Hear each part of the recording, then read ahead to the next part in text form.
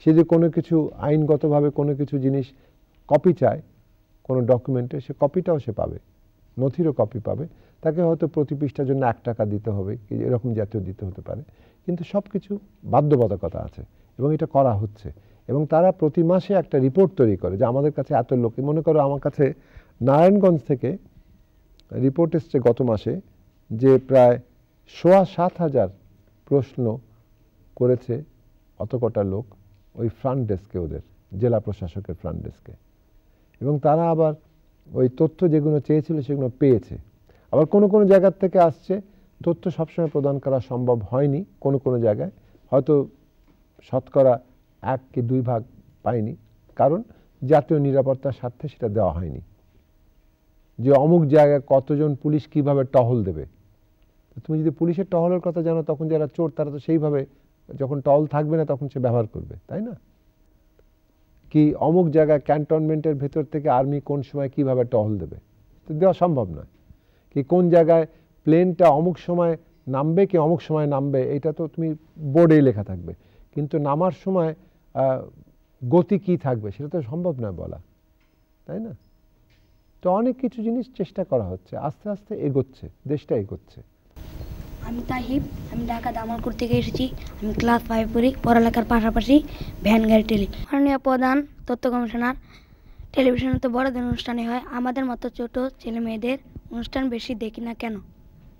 আমি যে বললাম তোমাকে, টেলিভিশন শুধু অনুষ্ঠান না, শুধু 1 ঘন্টা করে অনুষ্ঠান হওয়া উচিত তোমাদের।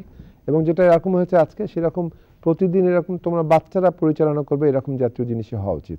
এবং আমি আশা করি তুমি সুচারুভাবে তুমি কদিন পরে তুমি নিজেও পরিচালনা করবে। এবং তোমার যদি মনে হয় কোনো বিশেষ অনুষ্ঠান বাচ্চাদের জন্য হওয়া উচিত, কোনো বিশেষ প্রকৃতির অনুষ্ঠান, তুমি লিখে সেটা আমাদের এখানে টেলিভিশনের মহাপরিচালক আছে তার কাছে দেবে, আজকে দেবে, যারা অনুষ্ঠান পরিচালনা করে তাদেরকে দেবে।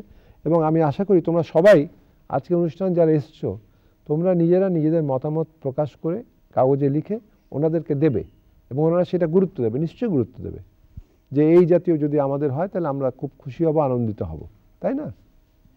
প্রচার তো তোমাদের জন্যে, তোমাদের আনন্দের গান গাইলো না, ওর কাছ থেকে গান শোনা হলো না, ওর গান। তুমি কি জাতীয় গান শোনো করো তুমি একটু আমাদের 1 লাইন, কোন গানটা তুমি গাও? আমি নজরুল, দেশ, সব রকমের গান করি। আচ্ছা, দেশের একটা গান গাও, 1 লাইন গাও। সব কটা জানালা খুলে দাও না, আমি গাইব গাইব বিজয়ের গান, ওরা আসবে চুপি চুপি, যারা এই দেশটাকে ভালোবেসে দিয়ে গেছে প্রাণ, সব কটা জানালা খুলে দাও না। খুব ভালো হয়েছে, খুব ভালো হয়েছে। আমি লাকি, আমি মোহাম্মদপুর ঢাকা থেকে এসেছি।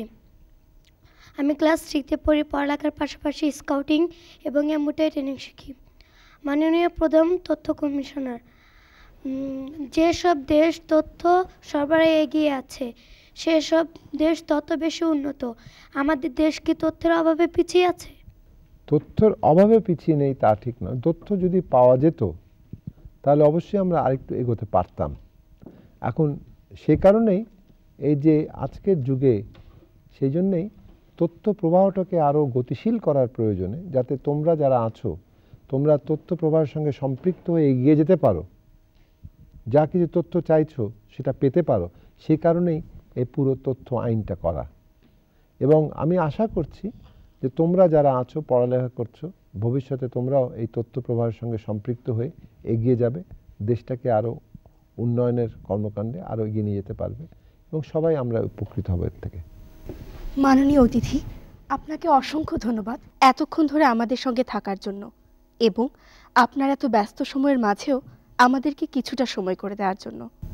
আজকে শিশুরাই আগামী দিনের ভবিষ্যৎ। আমরাই যদি সঠিক তথ্য না জানি, যদি জানি বিকৃত তথ্য, তাহলে কিভাবে আমরা আমাদের আগামী ভবিষ্যৎকে উজ্জ্বল করব? শুধু দর্শক মণ্ডলী, সবাই ভালো থাকবেন, সুস্থ থাকবেন। দেখা হবে আগামী অনুষ্ঠানে। তবে যাবার আগে আমরা আমাদের সেই প্রিয় গানটি গাইতে গাইতে বাড়ি যাব। সবাই রাজা, আমরা সবাই রাজা, আমাদের রাজার রাজা।